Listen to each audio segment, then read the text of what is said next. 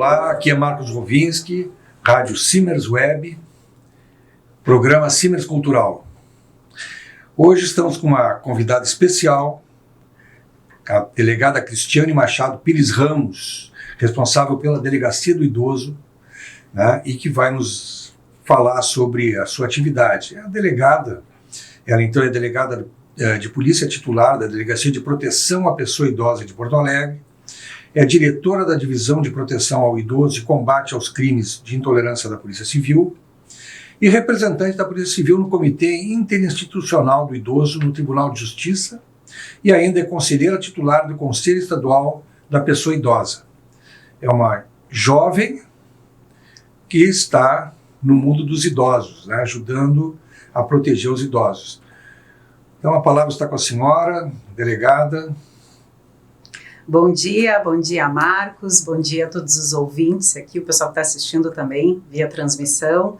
É um prazer estar aqui com vocês, aceito sempre essas oportunidades de fala para a gente falar de um tema meio chato, meio difícil, né, delicado, mas necessário, que é a violência contra a pessoa idosa. Principalmente agora, nesse mês, né, nós tivemos ontem, o dia 15 de junho, que é o Dia Nacional de Combate à Violência, para que a gente possa ter essa conscientização agora durante todo esse mês que a gente conquistou, o Junho Violeta, para tratar desse assunto, para lembrar as pessoas da importância do combate à violência.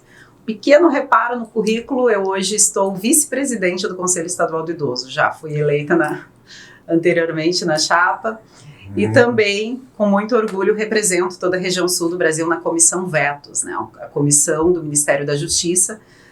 Nós formamos a partir de uma operação muito exitosa, que a Polícia Civil do Rio Grande do Sul participou, de combate à violência contra o idoso, então eu fui convidada para representar Rio Grande do Sul, Santa Catarina e Paraná, e nós fazemos encontros, tivemos reuniões presenciais em Brasília agora na semana passada, e tivemos oportunidade, essa comissão vai trabalhar especificamente a legislação protetiva ao idoso e a reestruturação dos órgãos especializados nessa temática. Então a gente teve a oportunidade de apresentar um relatório de proposições para a ministra Damares e para o ministro Anderson, e isso já está ganhando forma, já está ganhando realmente as comissões jurídicas do Ministério da Justiça e do Ministério de Direitos Humanos já estão unidas para trabalhar as propostas de alteração, então a gente vai conseguir entregar talvez um pacote, né, de medidas ainda esse ano para que o nosso Congresso trabalhe em cima e a gente consiga melhorar as penas, melhorar a situação das medidas de proteção, enfim, é uma infinidade de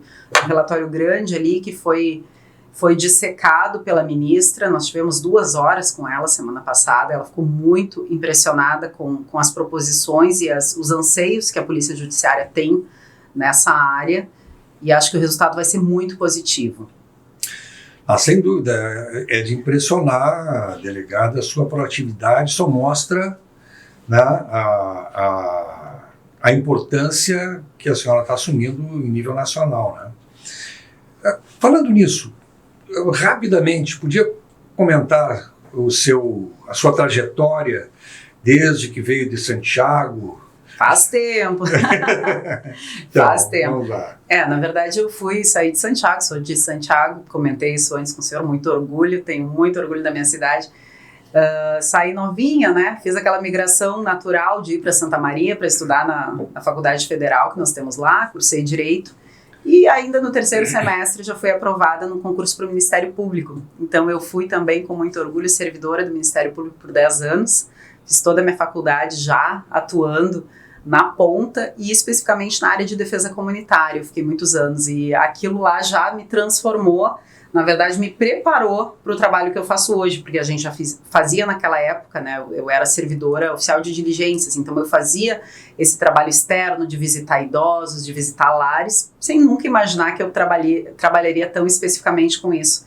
Me formei, fui fazer os concursos de nível superior, e aí caiu no meu colo o concurso de delegado. Nunca pensei em ser delegado, eu imaginava que delegado era aquele delegado da novela das 8, aquele senhor com a camisa aberta, com um correntão no pescoço, enfim, aquele estereótipo, né, que se colocava em novelas antigamente. Então, nunca imaginei que isso seria para mim. No fim das contas, acabei indo fazer o concurso muito mais para adquirir experiência, porque como eu tinha muitos anos de Ministério Público, eu achava que ia ficar por ali. E aí eu fui passando, né, são 9 fases, é um ano de concurso, e à medida que eu fui passando, eu fui me apaixonando E aí entrei na academia de polícia, aqueles 8 meses, eu entendi por que as pessoas dizem lá no nosso primeiro dia de aula, a polícia é uma cachaça. E a polícia é uma cachaça e a gente se apaixona e se vicia nisso, né? E aí nunca mais pensei em fazer outros concursos e iniciei meu trabalho nos plantões, como a maioria dos delegados trabalham, né? No interior do estado, trabalhei em Taquara, Novo Hamburgo, acabei conseguindo voltar para Porto Alegre, já tinha família aqui. E aí fui trabalhar com mediação de conflitos, me apaixonei também por essa questão da mediação, da possibilidade de você entregar de fato uma solução, pacificar um conflito sem iniciar um procedimento judicial. E aí a partir desse meu trabalho eu fui convidada para atuar justamente na delegacia do idoso, porque era conhecida por essa questão mais humana até, né, por assim dizer, mais pacificadora, enfim, olha, você tem um perfil. Quando a Polícia Civil criou, ali em janeiro de 2009, um departamento específico de proteção a grupos vulneráveis, com esse olhar mais voltado para a vítima do que para o agressor, esse departamento comportou a Delegacia de Intolerância, a Delegacia de Proteção à Mulher, as Delegacias de Proteção à Criança e Adolescente Vítima, e trouxe para dentro dele, para dentro desse grande guarda-chuva, a Delegacia de Proteção à Pessoa Idosa. Então eles queriam uma delegada com esse perfil, uma delegacia muito antiga, na verdade, que existe desde 94, mas eles queriam realmente fazer com que o trabalho fosse ampliado. E eu entrei lá sem saber muito, eu brinco que foi um estelionato, né, que eu caí num golpe também, porque eu entrei lá achando que seria muito simples, né, aquela delegacia que ninguém falava tanto, uma delegacia pequena, eu disse, bom, vamos ver o que a gente consegue fazer aqui. E aí, à medida que o tempo foi passando, que eu fui conhecendo aquelas histórias, eu entendi. E eu disse isso lá em Brasília, agora quando eu fui me apresentar, eu falei isso em voz alta, eu disse, gente, é exatamente isso. Eu me descobri delegada de polícia trabalhando com proteção ao idoso. Eu descobri por que eu passei no concurso, eu descobri por que eu passei 10 anos trabalhando com defesa comunitária, e aí eu entendi que era ali que estava o meu papel, de ir além de instruir um inquérito policial, de trabalhar efetivamente com o acolhimento, com o encaminhamento dessas vítimas, de poder sentar e ouvir a história de uma pessoa. É um trabalho bastante complexo, que nos primeiros meses mexe muito com o nosso psicológico. E aí que eu brinco que eu caí num golpe, porque eu achei que era uma coisa aparentemente simples, os crimes do estatuto, penas baixas, não vou ter grandes operações.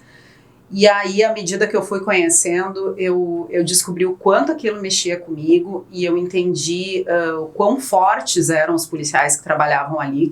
Tem pessoas que estão há 7, 8 anos. E aí a proteção ao idoso acaba se tornando uma causa. E aí eu fui entrando num comitê, entrando em outro, e aí agora eu respiro proteção ao idoso 24 horas. Né? Tem duas situações que eu me lembrou quando a senhora estava falando. Uma delas é que, primeiro, nós fazemos as coisas. Tem gente que faz e tem gente que não faz.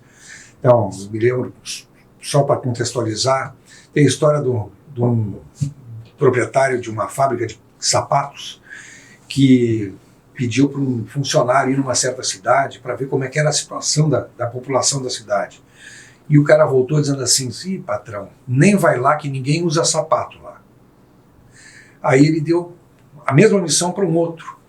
O outro chegou lá e disse, patrão, tem um campo enorme, ninguém usa sapato lá.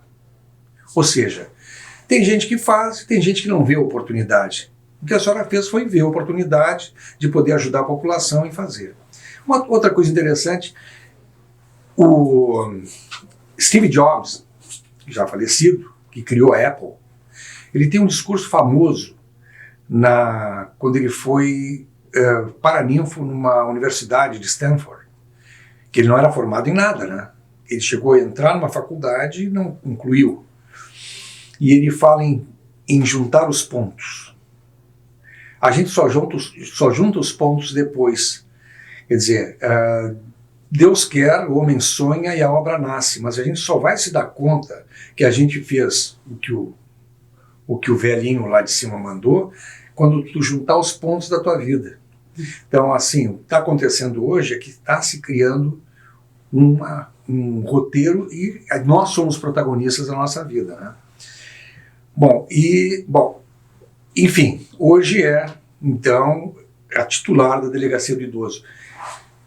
O que está fazendo? Conta algumas coisas interessantes, mudanças que foram feitas a partir da sua experiência, como é que encontrou, o que mudou, como é que as coisas foram, porque a gente sempre dá um toque pessoal da gente, quem faz, muda. Pode nos contar algumas coisas interessantes? Claro. Na verdade, quando eu cheguei lá, como eu lhe disse, eu encontrei uma equipe que já estava há muitos anos e que consegue fazer um trabalho muito bom. E eu aprendi muito com eles, né? Muito com a experiência de realmente sentar e ouvir as pessoas e ouvir com mais humanidade, com uma escuta mais ativa. Mas aí a gente percebeu também o quanto os policiais se sentiam, às vezes, desmotivados em razão desse olhar que as pessoas tinham. Delegacia do idoso, mas o que eles fazem lá? Ninguém sabia o certo. É só idoso maltratado e tal. E o nosso trabalho vai muito além, né? A gente trabalha com esses delitos ali do Estatuto do Idoso, realmente, maus tratos, abandono, todas essas questões que são muito comuns, estão cada vez mais comuns agora durante a pandemia. E a gente trabalha também com os golpes, né? E aí é uma infinidade, é uma coisa que não acaba nunca. Todas as possibilidades de golpe. A gente teve, apesar de todos os índices criminais terem caído, né? A Polícia Civil consegue entregar um excelente trabalho com queda de índices de roubos de veículo, de homicídios, de feminicídios.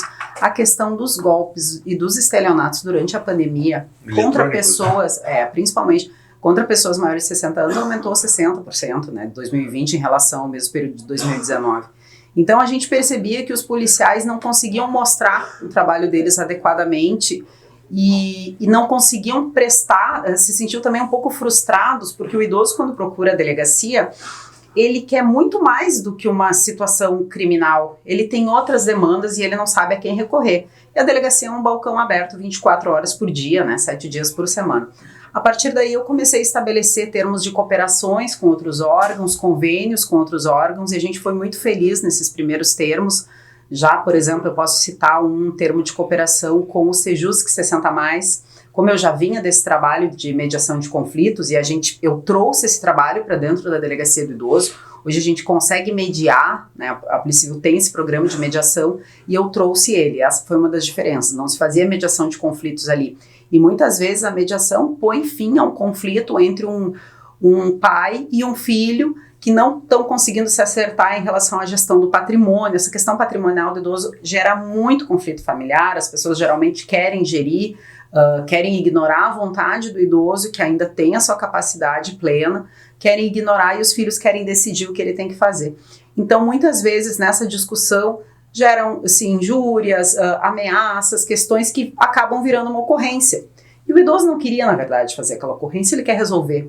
Então a gente consegue trazer essas pessoas e fazer a mediação sem que se gere um antecedente policial para aquele filho, explicando inclusive para aquele filho ou para aquele vizinho também. A gente faz isso com essas brigas de vizinho, envolvendo, por exemplo, som alto, que às vezes o idoso fica menos tolerante, enfim. A gente consegue mediar e pacificar. Quando a gente não consegue, a situação vai além daquilo ali, por exemplo, um idoso super endividado que nos procura porque fez diversos empréstimos consignados, um idoso que precisa de auxílio financeiro dos filhos e ele não sabe o que fazer, ele não sabe que ele tem direito à ação de alimentos, tanto quanto uma criança tem direito em relação aos pais. Então a gente fez essa cooperação com o Tribunal de Justiça, a Secretaria de Segurança, assinou um termo de cooperação para que nós encaminhemos essas vítimas diretamente para a conciliação judicial sem que ele precise ficar perambulando. O idoso entrou na delegacia com essa demanda, em vez de registrar uma ocorrência que muitas vezes nesse caso não vai resolver, porque a questão vai além, é cível, a gente entra no sistema do Sejusc, que é o Centro de Justiça Restaurativa, e tem um específico para idosos. Entramos no sistema, ele sai dali com a audiência já marcada e o Sejusc se compromete a acionar a outra parte. Então o idoso chegou na delegacia, sai dali já com esse problema resolvido. Buscamos também convênios com universidades para poder prestar um atendimento de assistência social e psicologia, que é uma demanda muito antiga dos policiais, que não conseguem muitas vezes fazer com que o idoso quebre o silêncio e denuncie os familiares, né? A gente tem essa dificuldade, ele muitas vezes chega ali e relata uma situação querendo relatar outra, não tem coragem, não quer expor a família, tem muito medo de denunciar o filho que é o único que cuida, que está pegando o dinheiro dele, mas é o único que aparece lá, e aí ele precisa retomar o cartão e a senha dele, e aí o filho não entrega. Então são diversas situações muito delicadas que vão muito além da gente simplesmente registrar uma ocorrência, instaurar um procedimento e indiciar alguém e não resolver nada, né? Nosso trabalho é multidisciplinar. buscamos essas parcerias, né, de assistência social e psicologia. Infelizmente, quando ia se iniciar esse trabalho, iniciou a pandemia. Então, a gente está buscando ter menos pessoas circulando, né, até porque o nosso público é muito vulnerável ao vírus. E aí a gente não conseguiu dar o start ainda, mas tenho certeza que vai ser um trabalho excepcional, uma assistente social e um psicólogo fazerem a triagem do idoso e explicarem os direitos deles antes que ele decida ou não fazer o registro. Outro projeto que a gente, infelizmente, teve que dar uma suspendida é a DPPI nas ruas, né? A gente leva lá, conseguimos fazer algumas edições no ano de 2019 para as pessoas conhecerem melhor a delegacia.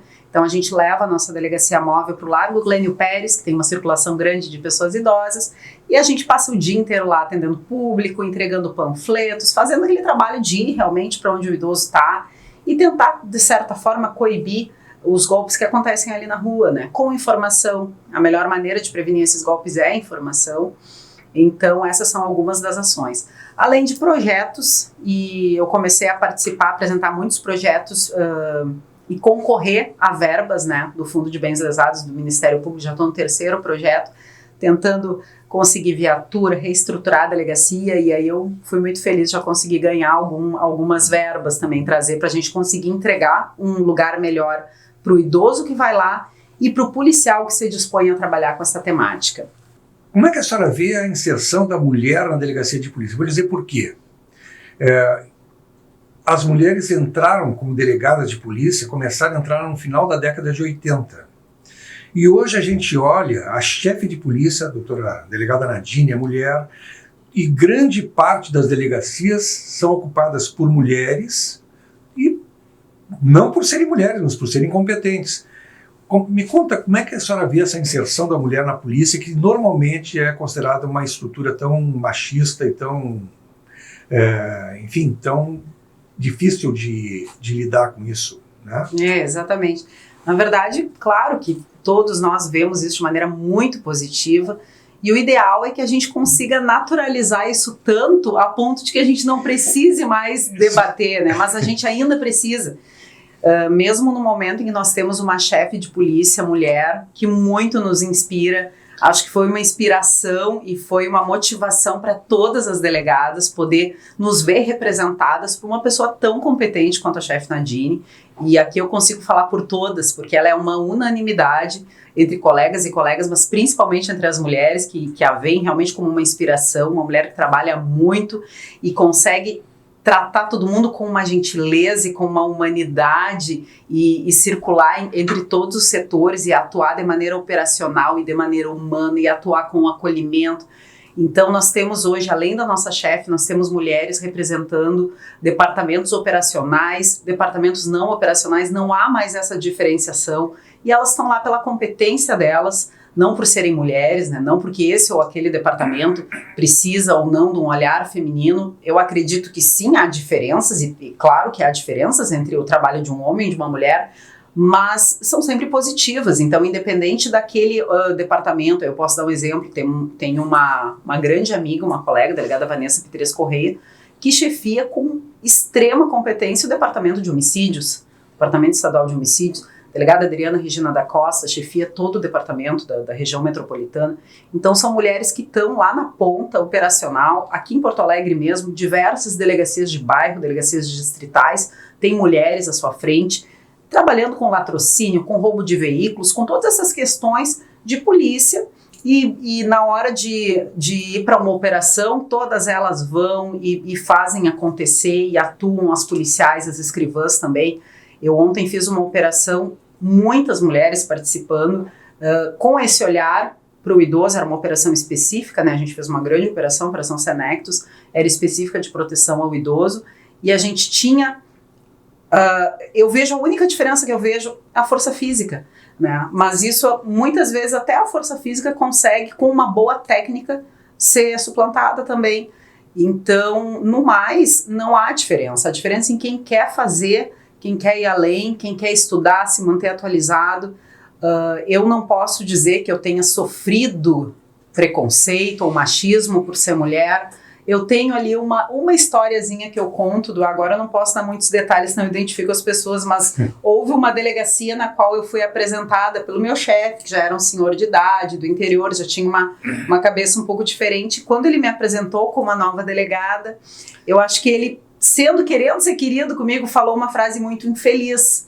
Ele disse que eu estava chegando ali para embelezar a região. Mas é verdade.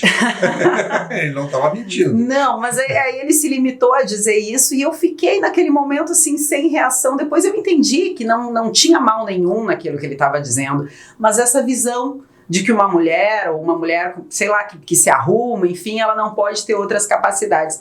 E na verdade não, né? Nós somos policiais, mas antes de sermos policiais, somos mulheres, e eu, por exemplo, sou muito vaidosa e tenho amigas muito competentes que também são muito vaidosas, e a gente tem um momento de poder extravasar nossa vaidade, e a gente tem um momento operacional e a gente consegue fazer as duas coisas muito bem.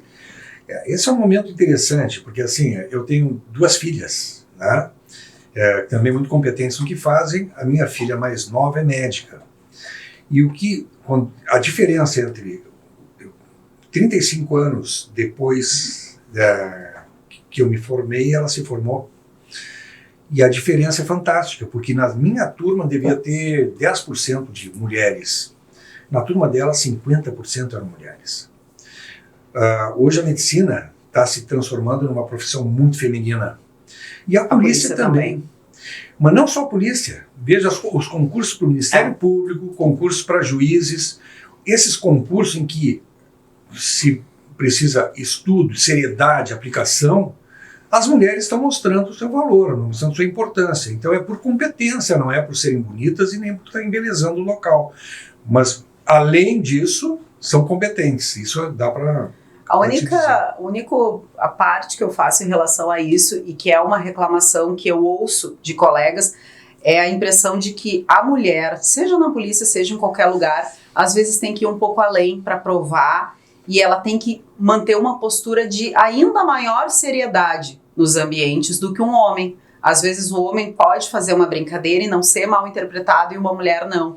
Então a gente ainda tem isso, né? Essa postura, e eu sou muito chata com isso, até principalmente quando eu tô começando um lugar novo, eu acabo dando uma aparência de ainda maior seriedade, e eu percebo isso também, essa fala nas minhas colegas, nas escrivãs, nas inspetoras também, que a gente precisa ir um pouco além, se manter um pouco mais séria, porque é uma atividade que ainda tem a maioria de homens, né, atuando. A questão cultural é uma coisa a ser vencida, mas eu acho que neste caso a questão cultural está ajudando a mulher a se inserir. Porque a mulher culturalmente, ela tem a famosa tripla jornada de trabalho, né? Não é nem dupla, é tripla, né? E isso faz com que ela consiga com muito mais facilidade fazer o que a senhora está fazendo dentro da delegacia. É organizar coisas e ter muitas atividades, porque ela consegue organizar encaixotadas em cada momento várias atividades, né? Em caixinhas, olha, essa caixinha. Eu vou lhe dar um exemplo da operação que nós fizemos ontem, né? E eu tenho várias mulheres ali trabalhando comigo muito boas. Então, mandados de busca para cumprir, os policiais paramentados, todo mundo de preto, mas tinha uma mesa com lanchinhos que a gente fez com fruta, barrinha de cereal, embalados com uma fitinha e uma mensagem motivacional para eles. E aí eles chegavam para ele, porque a gente que atua realmente nessa parte, a gente sabe que quando você entra numa geriatria, você vai demorar para sair, não é só estourar a porta e tentar buscar a arma em questão de 1 ou 2 horas tudo resolvido. Às vezes você vai o dia inteiro. Eu tive alguns policiais que iniciaram às 6 da manhã, foram até às 8. Então a gente se preocupou durante a semana em preparar um lanchinho, em colocar uma frasezinha, em deixar água, café, tudo bonitinho. Nossa, eu nunca fui numa operação que tivesse isso. Eu disse, mas aqui tem muita mulher trabalhando. Então é um diferencial. É o toque que a cultura, que apesar da cultura fazer a mulher ter esses detalhes, faz com que ela consiga fazer muito mais coisa, muito mais. O homem é muito focado. E a mulher ela tem uma visão panorâmica, então ela consegue ver muito mais coisas e agir muito mais coisas. A gente precisa de ambos, né? Em todos os setores, precisamos de ambos, em todos os setores, somando as qualidades de cada um. É verdade. Mas falou da operação de ontem, mas tem alguma outra coisa curiosa que possa interessante, que possa nos assim, para ilustrar essa atividade? Ontem a gente falou, a gente fez a Operação Senectus, né, cumprindo mandado em várias instituições, acabamos fazendo a prisão de uma das proprietárias, justamente porque ela mantinha uma das idosas amarradas. E aí o senhor, como médico, sabe, né, a questão da contenção física, necessita de receita, necessita de uma equipe de enfermagem ali, e não era o caso, ela simplesmente amarrava para a pessoa dar menos trabalho, na verdade, né, então ela acabou sendo presa. Assim como dopam também à noite para não dormir. Exato, e aí a gente, para fazer prova, tem que, né, necessita do toxicológico, é um pouco mais difícil, mas para o flagrante ali a contenção física foi suficiente. A gente vê muita coisa nessas casas, né, mas o que me chama a atenção, e eu lhe falava antes que a gente tem muitos golpes praticados contra pessoas idosas. E aí o que o senhor imaginar, eu já vi acontecer. Da família, por exemplo, descobrir que aquela senhora que está ali cuidando daquele idoso, na verdade, tinha se tornado companheira dele. E aí a família só descobre quando ela se habilita lá como companheira, porque aí foi feito toda um golpe por trás, com advogados, com alguém, geralmente o idoso que tem uma boa herança, né, que ele tem uma previdência privada, que ele tem uma boa aposentadoria, ela quer se habilitar depois como herdeira, a família descobre, tem essa surpresa que aquela senhorinha, Dona Maria, que era empregada, na verdade conseguiu fazer um contrato de união estável. Temos outras situações também, uma muito curiosa. Essa é mais comum, a questão do cuidador que se casa com o idoso e ninguém fica nem sabendo, né? Apresenta um atestado médico de sanidade mental no cartório e faz o contrato de união estável. E desconstituir isso é muito difícil, porque a gente não vai ter condições de ouvir aquela pessoa para entender se a vontade dela estava ou não viciada. Porque é normal também que a gente veja o idoso realmente tendo uma relação afetiva com o cuidador ou a idosa com o cuidador, porque é a pessoa que está próxima dele ali. Então essas situações acontecem de fato, né? E o amor não tem idade, eu sempre digo isso. É muito comum que os filhos não aceitem que o pai ou a mãe tenham uma relação com uma pessoa mais jovem, né? Então, e aí a pessoa começa a ter aquela relação, é viúva, às vezes começa a ter relação com a pessoa mais jovem, e aí começa a dilapidar o patrimônio, enfim. Bom, não existe direito à herança. Se o idoso, dentro da sua sanidade, ainda capaz, decidir que ele quer gastar o dinheiro dele viajando com a namorada que tem, sei lá, 30 anos a menos, bom, isso é a decisão dele, mas os filhos não aceitam. E aí começa toda aquela problemática de se tentar, às vezes, a interdição de uma pessoa que não deveria ser interditada, tentar questionar a capacidade. E essas demandas chegam muito pra gente ali na delegacia e a gente tem muita dificuldade de explicar pra pessoa, mas o teu pai é senil, o teu pai tem alguma demência, vocês não, ele não é, mas ele tá gastando, ela tá enganando ele. Bom, por que ela tá enganando ele? Há um acordo ali, né? Algum afeto ele tá recebendo, enfim. Então, as pessoas têm muita dificuldade de aceitar isso e a gente sempre questiona. Se ele tem, muitas vezes a gente começa isso dizendo, eles começam dizendo que o idoso não tem mais capacidade, a gente ouve e o idoso fala. E aí eu falo idoso porque é mais comum isso acontecer com homens, né, do que com mulheres, mas já tive mulheres também. Eu passo dinheiro para essa pessoa aqui, tudo mesmo, porque eu quero. Ok, mas não vai sobrar nada da herança. Não há problema algum nisso, né? É a opção dele, né? É a opção dele gastar o dinheiro com ele e com a namorada nova. Então, esse é um problema. Mas, muitas vezes, esse idoso não tem mais condições de discernir. E aí, ele se torna vítima, né? A gente já teve uma situação de uma idosa, quando ela faleceu, um pouquinho antes dela falecer, ela não tinha herdeiro algum, e o sobrinho descobriu que a cuidadora tinha conseguido ser adotada por ela. E que herdaria, então, e era um patrimônio importante, assim, coisa de 7 milhões, mais alguns imóveis. Sim. A gente trabalha com questões bem interessantes lá. Eu sempre digo que a violência contra o idoso não tem classe social. Eu trabalho principalmente com esses golpes com pessoas que têm muito dinheiro, e que perdem muito dinheiro nesses golpes. O golpe do bilhete premiado, isso segue acontecendo, por mais antigo que seja, segue acontecendo todas as semanas, né? Deu uma diminuída ali no início da pandemia, porque não tinha tanta gente circulando. Hoje voltou a acontecer e pessoas muito capacitadas caem, professores de direito, pessoas aposentadas que trabalharam em banco, e aí elas não entendem como elas caíram, né? Mas eu sempre falo, há toda uma teatralização do golpe do bilhete. O estelionatário, ele é encantador. Ele é, sem dúvida. E esses golpes são... tem muito golpe. No início da sua fala, começou a falar sobre os golpes eletrônicos. Agora é muito comum. Ontem, um vereador de Porto Alegre, que é meu conhecido, me mandou um WhatsApp dizendo, olha, clonaram meu telefone. Não deposita. Não, e eu fiz uma brincadeira, disse, mas fulano, e aqueles 2.990 que tu me fizesse depositar na tua conta, o que eu faço? Ele disse, não brinca comigo, né? Porque isso é muito comum. A minha filha foi clonada 3 vezes já.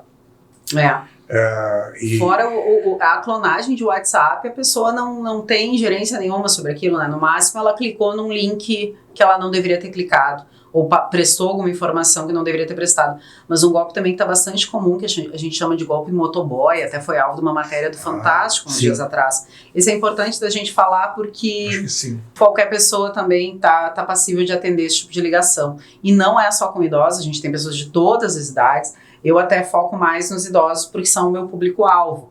Mas geralmente o golpista liga com uma excelente conversa se passando pela administradora de cartão ou de alguém que trabalha no banco e pede para o idoso se ele confirma uma compra. Ele já vai dar um valor alto para a pessoa se assustar. Você fez uma compra na loja tal, R$4.000. Não, eu não fiz essa compra. E aí a pessoa já está assustada. Não, então eu preciso que o senhor conteste, né? Eu preciso que o senhor... É toda uma conversa que demora, mas no fim dela, o resumo é que ele orienta aquela vítima a cortar o cartão, os dados permanecem ali, o chip permanece íntegro, e aí eles informam que o motoboy vai ir até a residência e que ele faça uma carta de próprio punho, eu, fulano de tal, RG tal, CPF tal, já entregando todos os dados, contesto a compra e entrego. Então o senhor entrega que a gente já está cancelando o seu cartão. E aí eles entregam de boa fé, achando que o banco, que a instituição financeira, enfim, que a administradora do cartão estava preocupado, e na verdade eles estão sendo vítimas de um golpe, né? E aí até que eles se deem conta, muitas vezes eles não comentam com ninguém sobre isso, às vezes comentam com o filho, com o sobrinho, ficam com vergonha.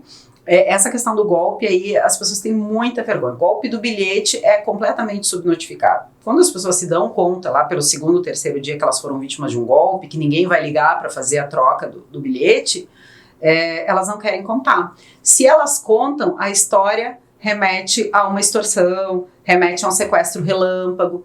Então eles chegam, as pessoas chegam, as famílias chegam muito assustadas. O meu avô, o pai, foi vítima de sequestro relâmpago, colocaram uma arma e tal. E a gente vai conversar. A gente já sabe que não é bem assim, eles começam a referir que entraram dentro do banco e aí o carro ficou a 2, 3 quadras estacionado. Mas por que a senhora fez o saque? Por que a senhora fez a transferência? Eu fiquei com medo.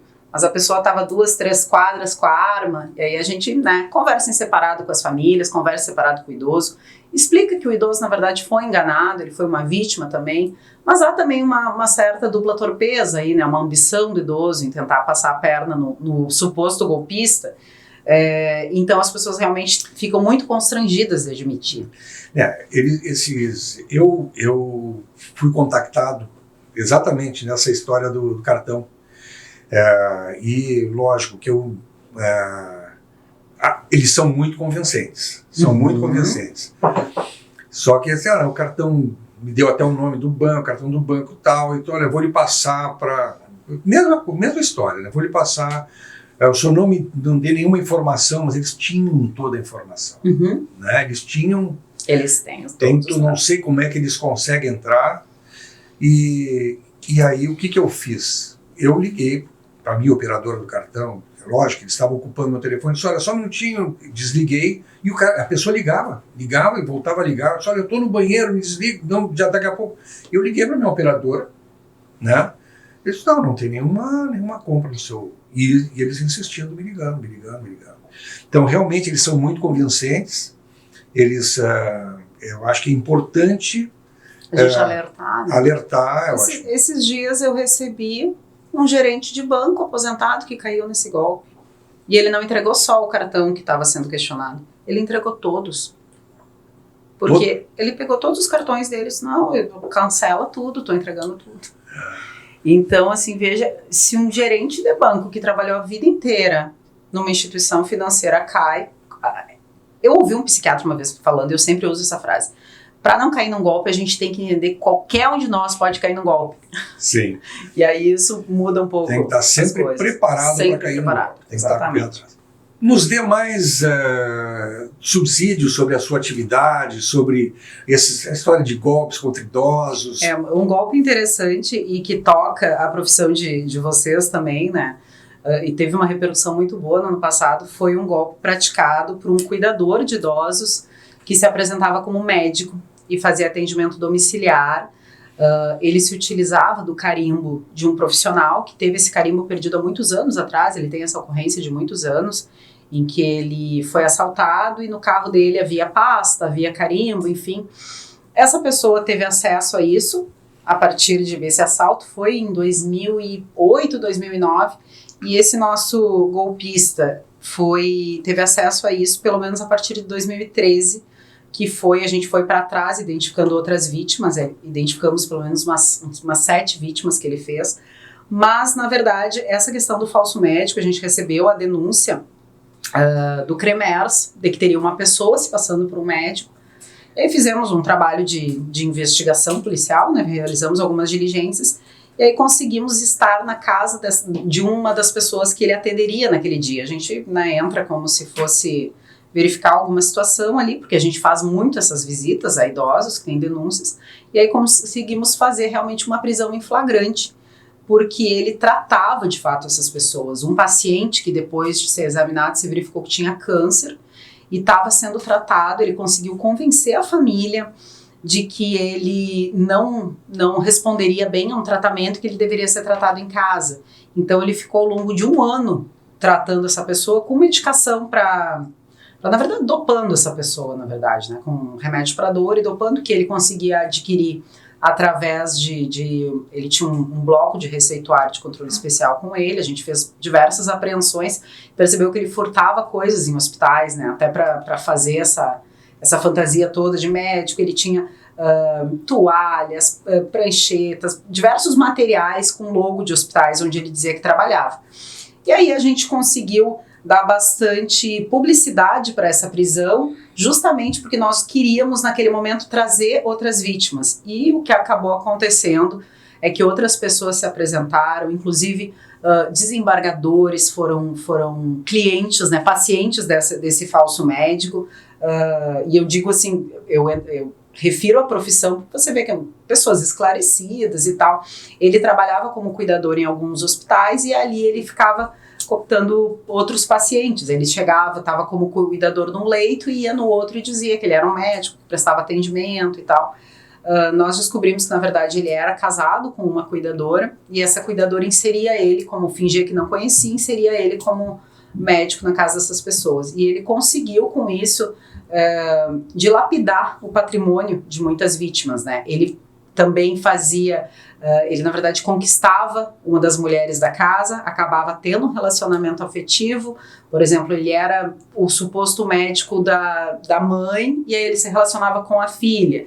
Ele era o médico do vô e ele se relacionava com a avó. Então tinha esse comemorativo que era interessante, que as mulheres, além de tudo, se encantavam por ele, e aí faziam empréstimos e entregavam. Ele referia que a clínica dele estava com problema de dívidas, então não só a questão da cobrança pela consulta que ele fazia, ele tirava muito mais dinheiro. As pessoas, eu tive uma das idosas que penhorou as joias e entregava dinheiro para ele. Ele almoçava na casa dessas vítimas, dizendo que ele tinha plantão. Então, a história era sórdida realmente, né? E ele foi preso, ficou preso um bom tempo.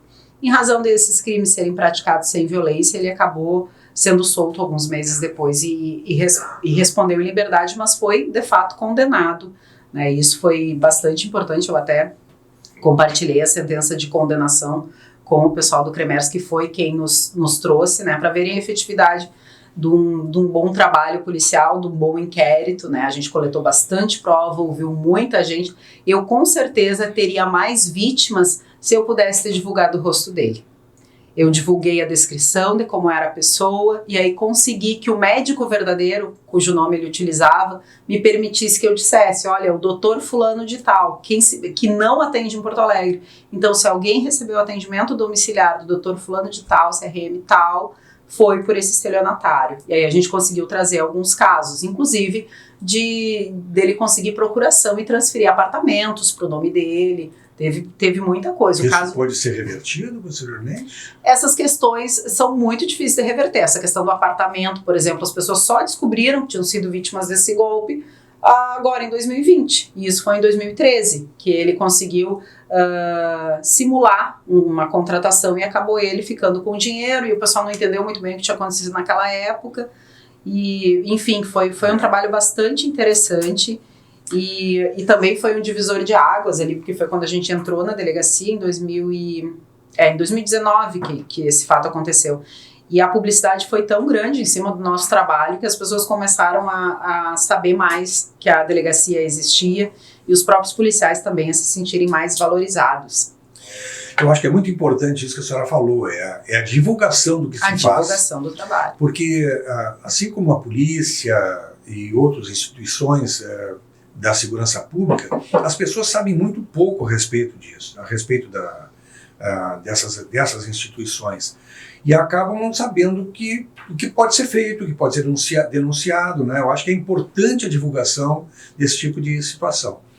O Sindicato Médico do Rio Grande do Sul tem um núcleo, que é o núcleo do exercício ilegal da profissão, onde a gente detecta esse tipo de situação, faz a denúncia para o MP, né, para a Polícia Civil e, eventualmente, o CRM não, porque quando o exercício é ilegal da profissão, o CRM não se mete, porque o CRM é um órgão controlador da profissão médica. Mas nós temos, assim, optometristas que se passam por oftalmologistas, né, e isso aí nós fazemos a denúncia, o Sindicato Médico faz a denúncia, né, e atua firmemente nisso, mas também carece de uma divulgação maior. Nós estamos tentando fazer uma boa divulgação, nosso departamento de marketing divulga, né? Mas nós temos que divulgar mais isso e a polícia também precisa divulgar. Porque a vítima, nesses casos, ela não sabe que ela está sendo vítima, na verdade, né?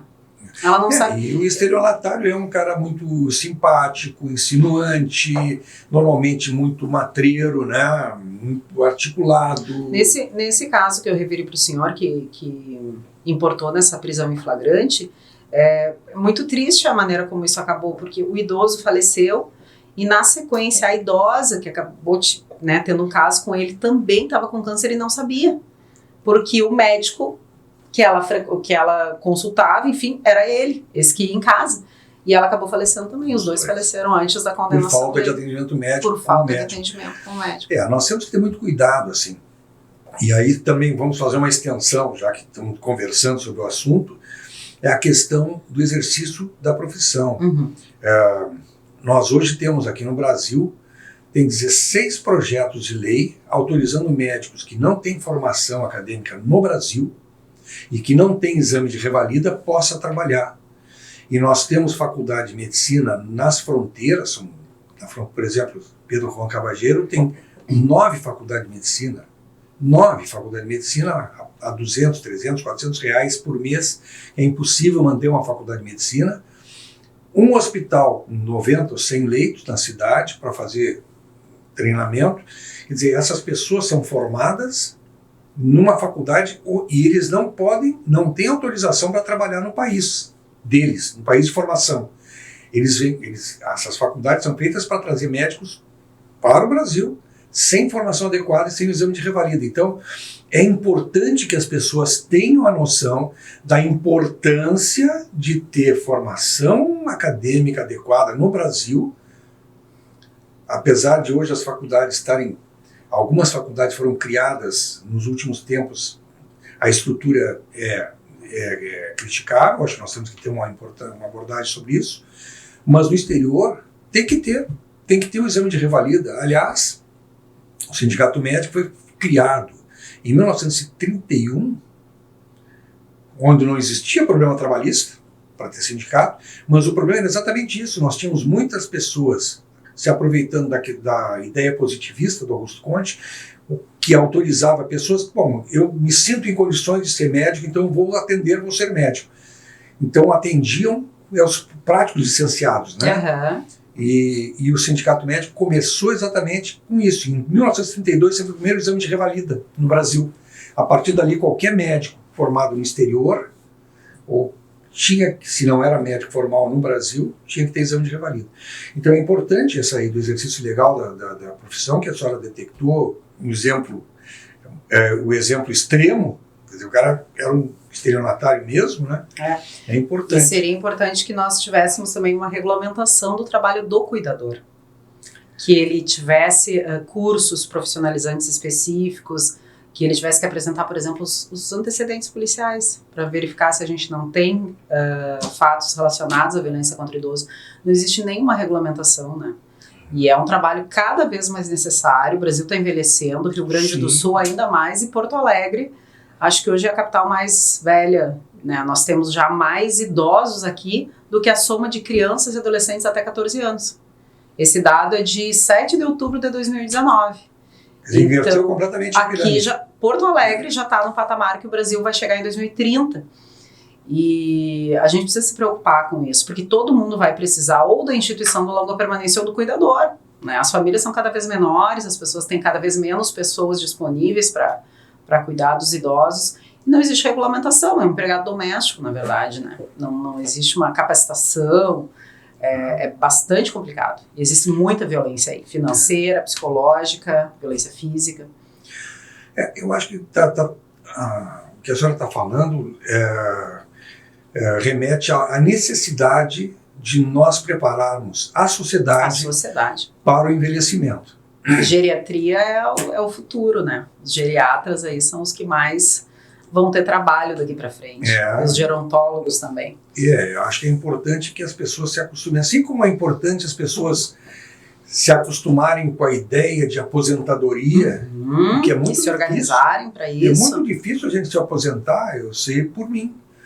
Eu não cozinho mais na primeira fervura e eu não consigo parar de trabalhar. Mas a gente começa a ter limitações, né? A gente tem que se preparar para a aposentadoria, emocionalmente, psicologicamente, e para a longevidade, né? Exato. Hoje nós estamos falando nós estamos falando agora, nesse momento, para um grupo que é o nosso grupo da maturidade ativa, que é voltado exatamente a pessoas acima de 60 anos de idade e para quem nós estamos fazendo este programa, né? É importante que então a gente aprenda a entender e lidar com os nossos limites e a saber que nós estamos muitas vezes, pelo fato de ter mais idade, estamos no foco muitas vezes de malfeitores, né? De meliantes. Né? Exato. Então nós temos que estar preparados para isso. Bom, delegada, queremos agradecer muito a sua participação, foi um programa bárbaro e dizer que certamente a nossa rádio e os nossos ouvintes e nossos espectadores devem ter aproveitado muito essa nossa conversa. Queria lhe agradecer muito e queria vou emprestar o microfone para as suas despedidas. Perfeito, então eu que agradeço a oportunidade, muito bom estar aqui, muito bom conversar e ouvir também. Se eu não falasse tanto, teria conseguido ouvir mais das suas histórias, espero que a gente possa repetir. Eu acho bem importante que nós deixemos os canais de denúncia, né, para que as pessoas, sabendo de alguma situação envolvendo o idoso ou tendo alguma necessidade, utilizem.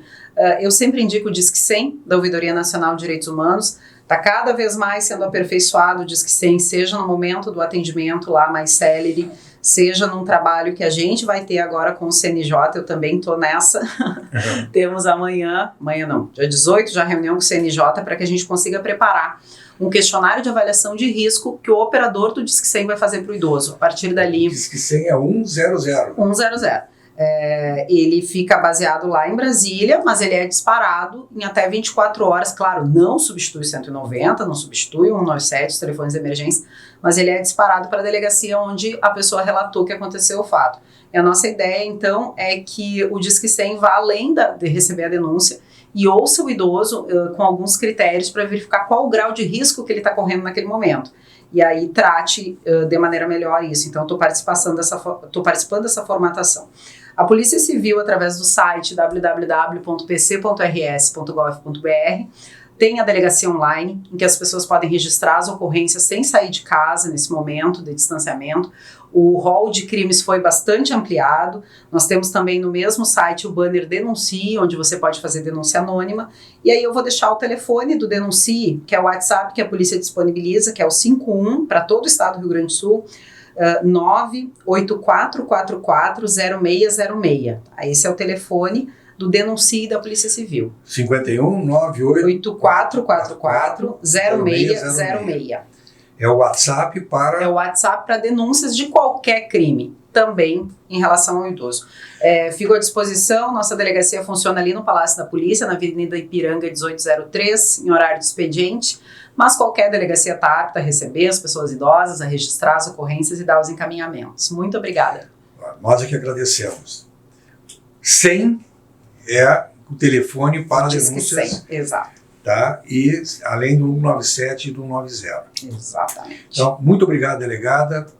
Contamos com a sua presença em outras oportunidades. Com certeza, fico à disposição.